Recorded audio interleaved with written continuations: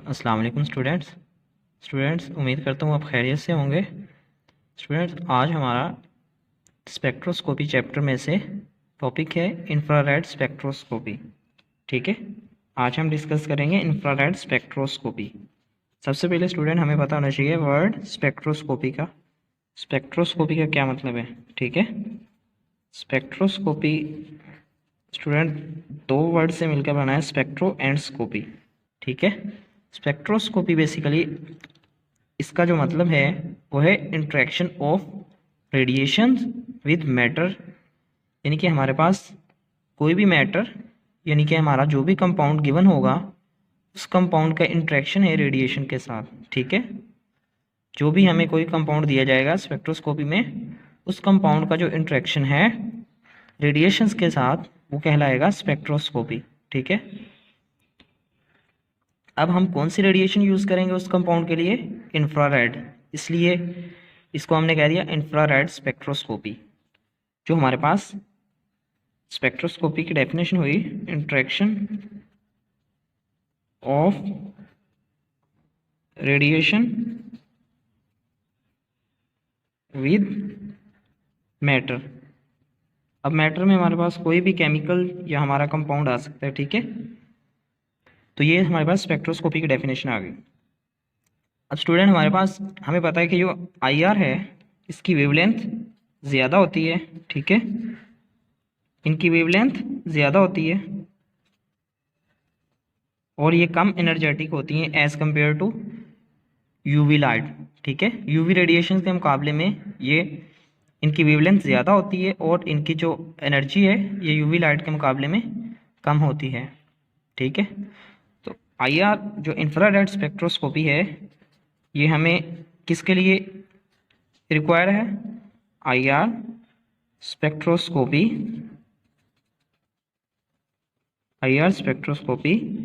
helps to identify functional group. ठीक है, जो भी स्टूडेंट हमारे पास गिवन कंपाउंड होगा उस कंपाउंड में कौन सा फंक्शनल ग्रुप है वो हम फाइंड करेंगे इंफ्रारेड स्पेक्ट्रोस्कोपी की मदद से। ठीक है, IR हमें हेल्प करती है फंक्शनल ग्रुप की आइडेंटिफिकेशन में। ठीक है, बिलफर्ज हमारे पास एक कंपाउंड है जिसमें कार्बन हाइड्रोजन बॉन्ड भी मौजूद है, कार्बन ऑक्सीजन बॉन्ड भी मौजूद है और ऑक्सीजन हाइड्रोजन बॉन्ड भी मौजूद है।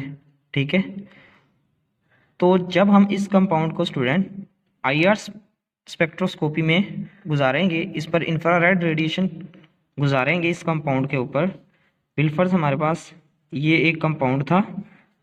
ठीक है, ये हमने ले लिया एक कंपाउंड, C से हमने इसको मेंशन किया, तो इस पर से हमने रेडिएशन गुजारी। ठीक है,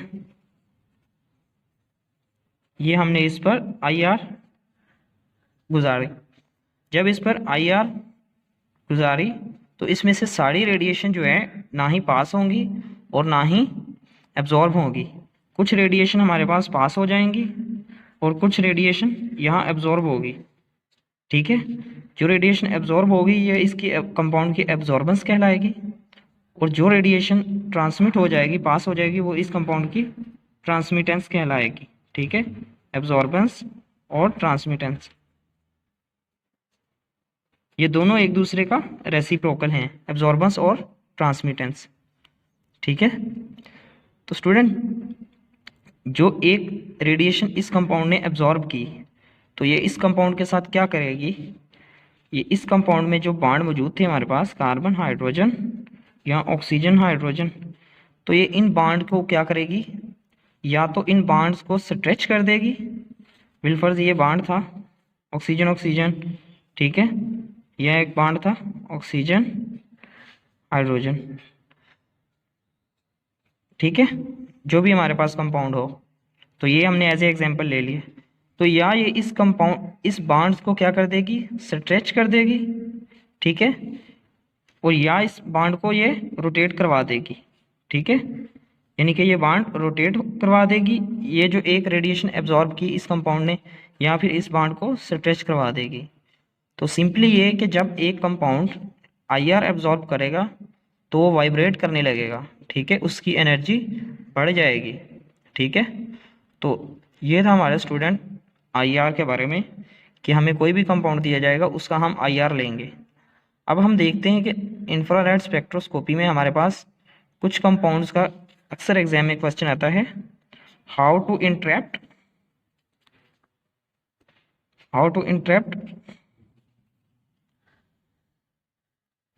आईआर स्पेक्ट्रा।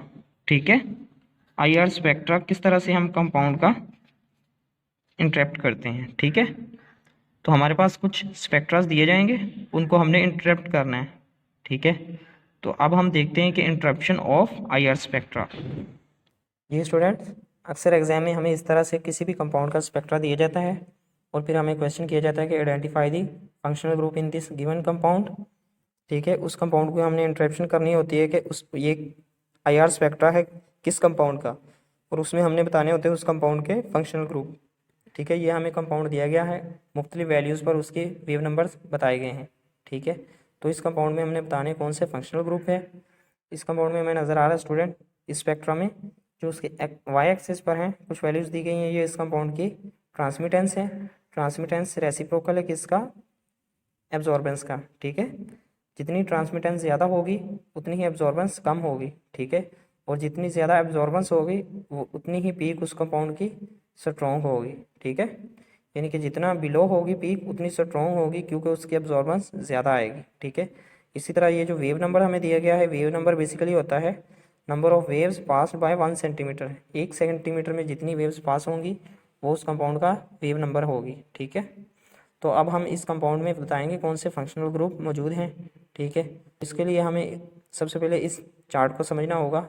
ठीक है, ये हमें दिया जाएगा चार्ट, तो इस चार्ट में हम देखें कि कुछ फंक्शनल ग्रुप दिए गए हैं और उसमें कंपाउंड्स के नेम भी बताए गए हैं और कुछ फ्रीक्वेंसीज यानी कि वेव नंबर की वैल्यूज़ हमें बता दी गई हैं। ठीक है, इस तरह से हम किसी भी फंक्शनल ग्रुप को उस रेंज में देख सकते हैं। अभी हम चलते हैं अपने स्पेक्ट्रा की तरफ।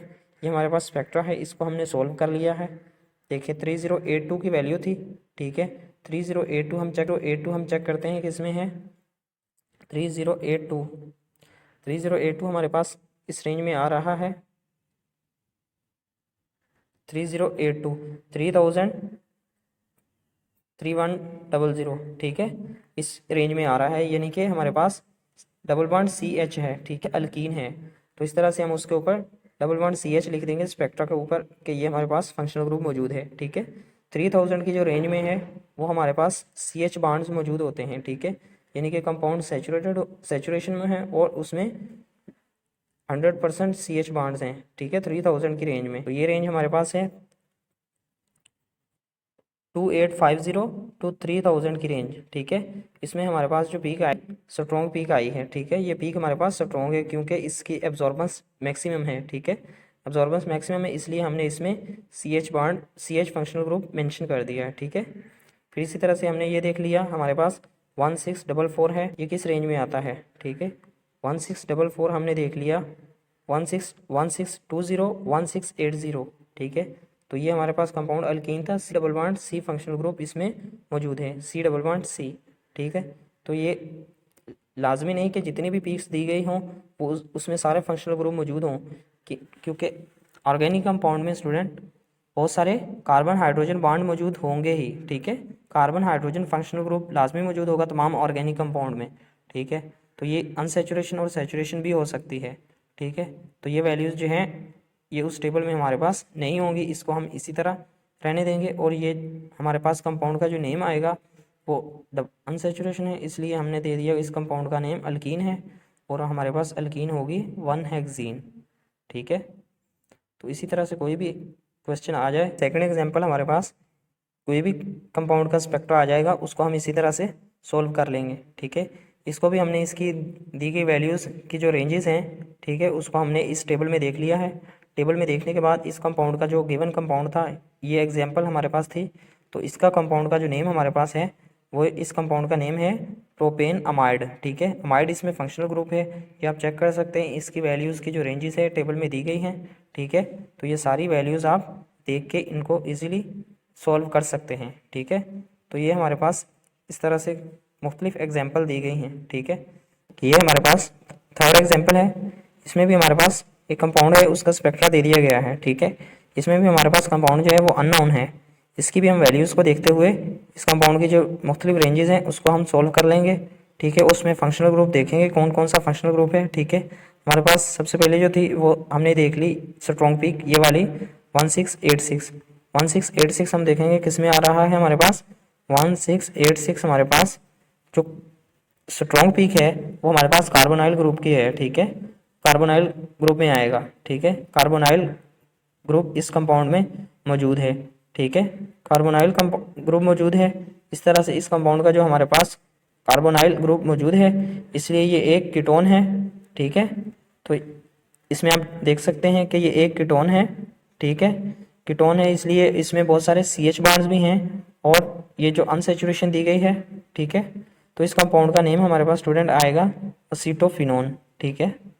तो ये हमारे पास जो कंपाउंड जिसका स्पेक्ट्रा है ये है असीटोफिनोन।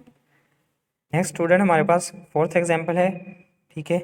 ये भी हमारे पास अननोन कंपाउंड है जिसकी जो वेव नंबर्स की जो वैल्यूज़ है वो भी दी गई हैं और ट्रांसमिटेंस की वैल्यूज़ भी दी गई हैं और उसकी जो पीक्स हैं वो भी हमें ड्रा करके दे दी गई हैं, ठीक है। IR स्पेक्ट्रा, ये IR स्पेक्ट्रा को इसको भी हम इंटरप्ट करेंगे इसी टेबल की मदद से, ठीक है। इस वाले टेबल की मदद से हमने इंटरप्ट किया और इसकी जो वैल्यूज़ थी हमने देख लिया। इसका जो कंपाउंड आया हमारे पास 1 हेक्साइन है। 1 हेक्साइन हमारे पास किस तरह से है, हम इस सबसे पहले वाली रेंज को हम देखेंगे 3308, ठीक है। 3308 हमारे पास स्टूडेंट ये आगे अल्काइन में 3308 इस रेंज में आता है, ठीक है। तो ये हमने दे दिया इसको ट्रिपल बॉन्ड CH, ठीक है। तो ये हमारे पास अल्काइन है।